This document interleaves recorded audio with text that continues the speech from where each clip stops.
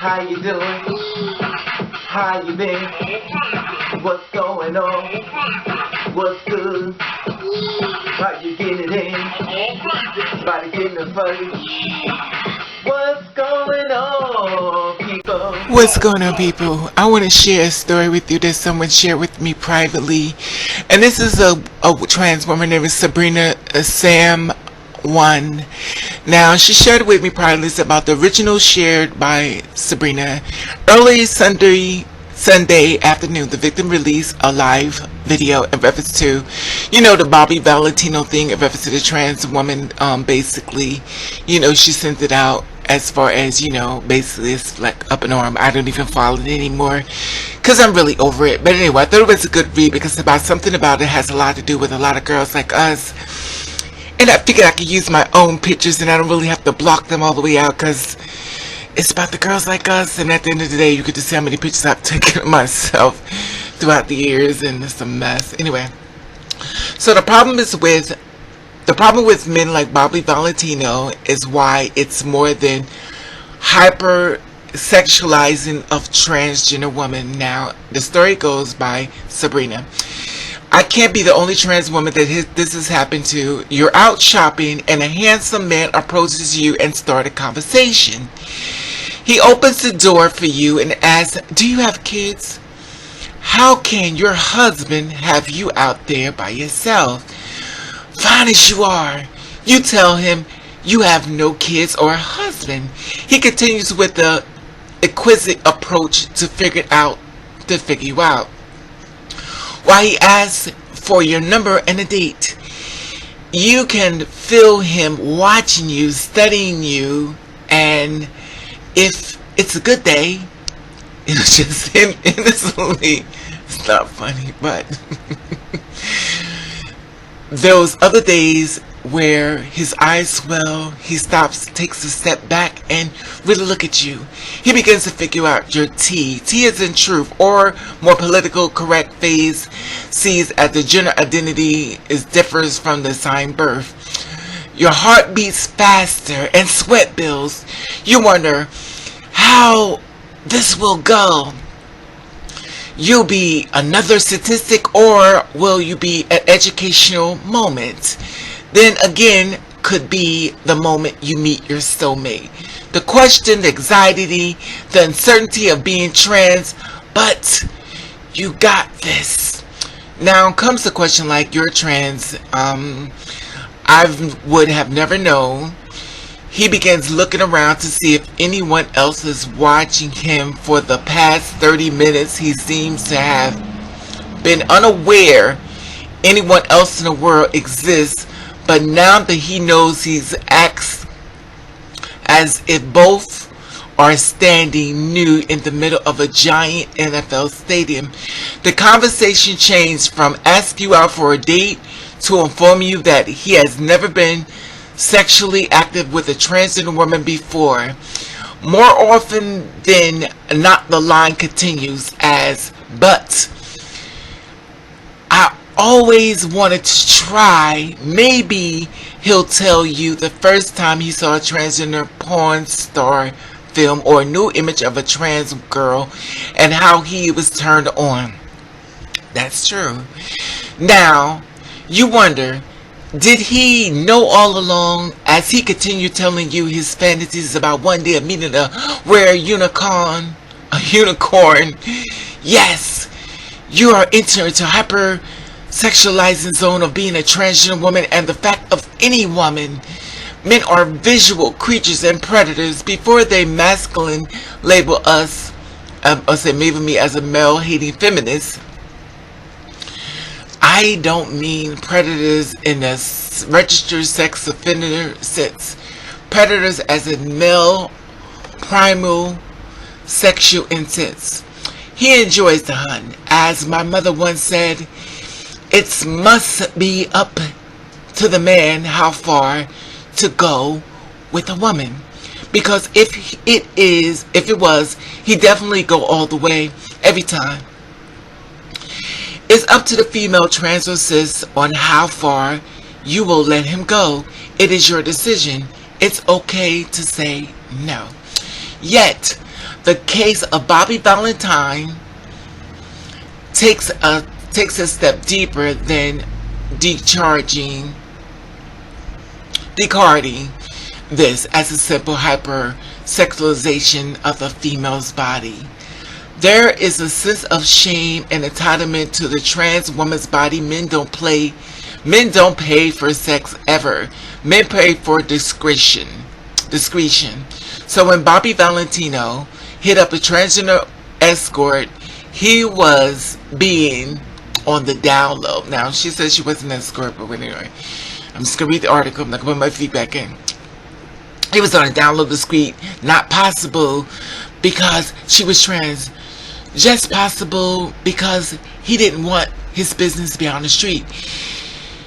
He has he has a girlfriend somewhere, and his tweets about his encounter reveal that he doesn't seem to care. Who knows? He had sex with a transgender woman. All are somewhat positive points in the regard, but what he did do was refuse to pay the escort he had hired after having his service. Of course, a professional sex worker would have received payments for regardless of genders, but does raise the question of why some men feel that because an escort is a transgender, why don't they have to pay for the girl who isn't a sex worker? He may feel entitlement to have, as if he's going to have her, he's going to doing her a favor. Now, Bobby Valentino turned on the comments as far as social media and says that he won't let anyone steal his joy after the alleged outing as a sex worker over the weekend, and the video surfaced online which alleged that the singer R&B quickly grabbing his clothes and grabbing out of the hotel room after he was refused to pay for service rendered.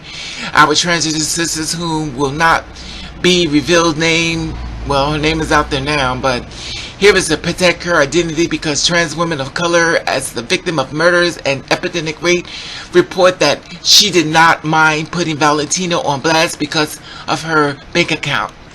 She respectively, Bobby ran off so fast that he left his car keys with the victim yelled at him that he would not be getting back until he pays the money owed and to call about the prices. Bobby wrote, says, what you want? I'm happy. People have so much hate on them. They just want to steal someone's joy. Can't say mine. I read about that before, and reference to that. Okay, so can't steal mine. So, for the transgender women, this isn't a new revelation. The media, our communities, as far as the churches, even some of our men who claim to desire us often have such little respect or none to our bodies as transgender women. It is a problem seen after years when you read the names during the International Transgender Day of Remembrance. We see it as a countless attempt to legislate our bodies and bathroom usage. It is your face bigotry felt through the laws when the freedom of religious acts that gives individual business a free region to discriminate according to their tastes and call a religious belief. It is why any transgender woman arrested and placed in a male prison among guaranteed to be raped and violated yet and continue to be placed in male prison. It brings to mind old rape defense from the 1950s. The worst, she wrote she wore a red dress. She must have wanted it, or better yet, she changed her gender, so therefore she must have wanted it. A second assault on the victim. It is constant message that our bodies are used, valuable, that it doesn't matter how much the trans woman of color is being killed at an alarming rate. In her eyes, Black Lives Matter movement, the battle thrift from the inclusion as women in women areas have sex offenders, public politicians, legislators regulate our bathroom usages and create fears of our bodies to cover their indiscretion. The message of the media was sent over the weekend lives at the revelation of Bobby Valentino sexual encounter with a transgender woman, making comedy tabloids as far as focusing on stories.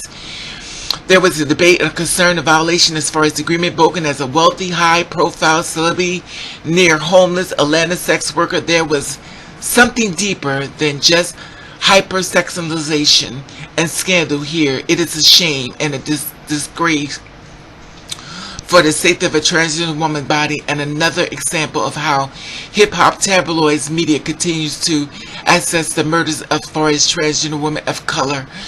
Earlier Sunday afternoon, the victim released a live video. She reports receiving a lot of negative feedback of outing him, revealing that the victim continues to be criminalized and further violated even throughout social media.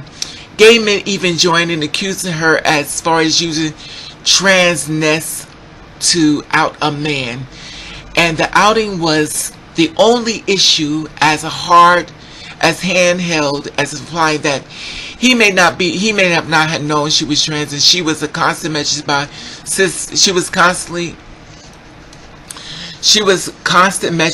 cis men and gay and straight, and implies that no one knowingly would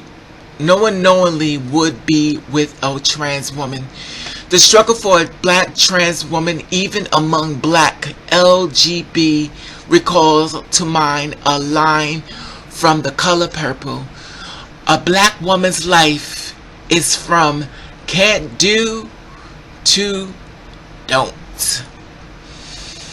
And that's what she wrote in reference to this story and stuff. And, you know, I just wanted to share this with you as far as a lot of things that as far as the trans women go through and stuff. And she hit on a lot of valid points as far as the trans woman body, and you know, we're not even seen as human, which I've talked about this before. And her blog name is the tmplanet.com, Transmute Planet magazine, inspiring unity and trans culture. Unity plus visibility equals freedom. So thank you, Sabrina. And like I said before, it was you know, I try to do what I could do as far as letting these girls' names get out here, as far as promoting her website and stuff. You know, clearly I don't have a big name, but I try to do as much as I can as far as my sisters in the struggle, as far as, you know, letting their names get out there. It's even trying to help them bring money to their website and stuff. It's even their blogs and stuff. You know, but it's really real and stuff. You know, the sexualization as far as being trans and stuff. You know, you try to live the life of wanting to find someone out here. Oh, and there's something on here that you could donate to her website as well. So I'm going to put the link at the bottom of the page and stuff. So the thing is that, you know, as trans women and stuff, we all have to stay together. We don't always have to agree on a lot of things and stuff. But as trans women, we all do need to agree on helping our sisters. Because at the end of the day, if you like it or not, we all are in the same boat, whether you're passable or not. Now, there are some girls who don't reveal themselves as far as being trans. There's some girls who have the surgery and they live the life as a cis woman and they don't want to be outed, and that's fine, because I don't go against anybody's green, whatever you want to do. But for the girls like me who are not passable and stuff, and we have to stick together much more better. I mean, I would love for us to stick together. I know we're not going to sing Kumbaya. But I guess until the point comes we really realize that we do need each other more, that we do need to stick together. We do need to stick together way more. Because at the end of the day, when that girl is being beat on, that girl is being murdered, that could be you. That girl, if you take out a moment, just think. Just take a moment and just think in your mind. Here is a person you trusted, and this person told you he's nothing like the rest. Now he got you in a situation. Now you're inside of a situation where a man that you think that is beautiful, treats you like a diamond. And now he's upon you. He has a knife to your throat, which he's sticking in you. He has a gun to your head, which he shot a bullet in you. Here is a man that you trust. And I know I've been here too, as far as trusting someone. And now you're dead. God forbid. And now everyone's saying, oh, she tricked him. That's us. Now, you know, a lot of us that's been with these men, they already know what's going on. These men are not stupid to what's going on. They know exactly what's going on. As far as girls like me, that's not passable.